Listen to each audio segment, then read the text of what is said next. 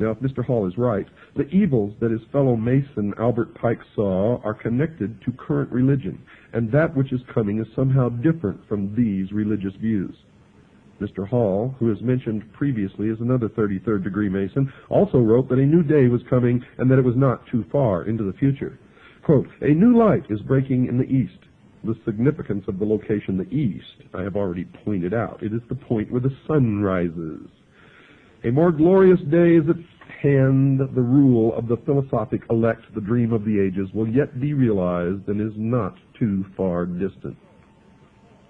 Unquote.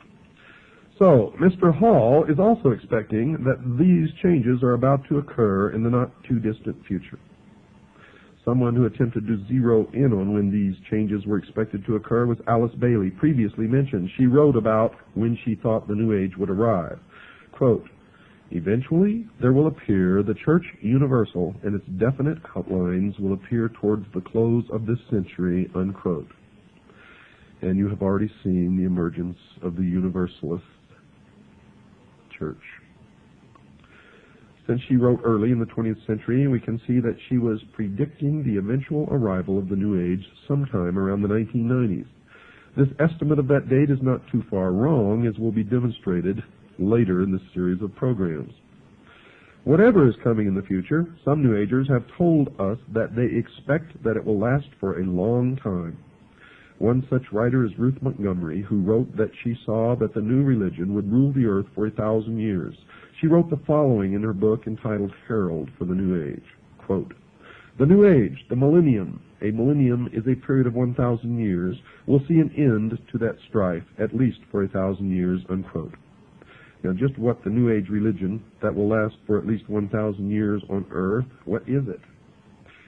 One who attempted to answer that question was Constance Cumby in her book entitled The Hidden Dangers of the Rainbow. She wrote that these were the basic tenets of the new religion. Listen closely. The plan for the future includes the installation of a new world Messiah, the implementation of a new world government and new world religion under Maitreya, an individual who will be examined later in this series of programs. 2, a universal credit card system will be implemented as a cashless society. 3, a world food authority will control all of the world's food supply. 4, a universal tax. 5, a universal draft. And 6, they intend on utterly rooting out people who believe the Bible and worship God and to completely stamp out Christianity from the face of this earth. As was discussed prior to this summary, certain people have indicated that they see the Catholic Church as an enemy. Here, Mrs. Cumby says that they see not only Catholicism as the enemy, they also see all of Christianity as an enemy. Whatever the New Agers believe in, folks, it appears to be growing in popularity. Bantam Books, one of this nation's leading publishing houses, has reported that the sales of their New Age titles has increased tenfold in the past decade. Time magazine reports that the number of New Age bookstores has doubled in the past 5 years to a total of about 2,500.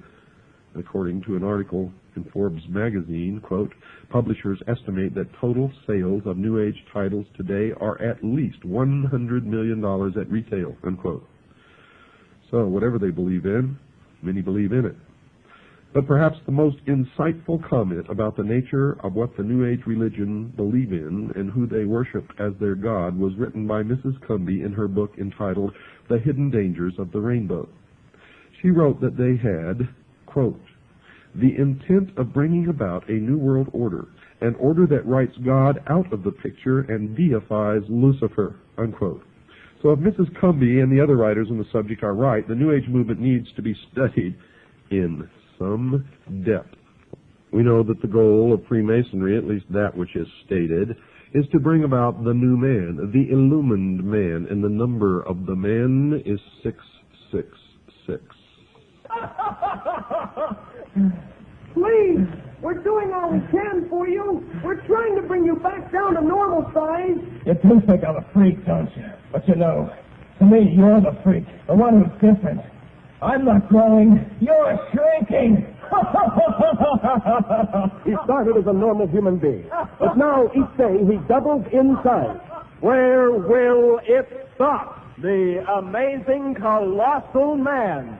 Colonel, he's been reported in Las Vegas. Impossible. How can he walk 120 miles in only an hour? Impossible? Not when you're 60 feet tall. The amazing colossal man.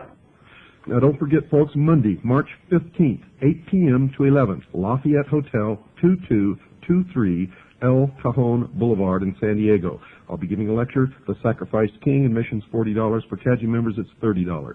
Once again, Monday, March 25th, 8 p.m., Lafayette Hotel, 2223 El Cajon Boulevard. Now, you want to know what we need to do, folks?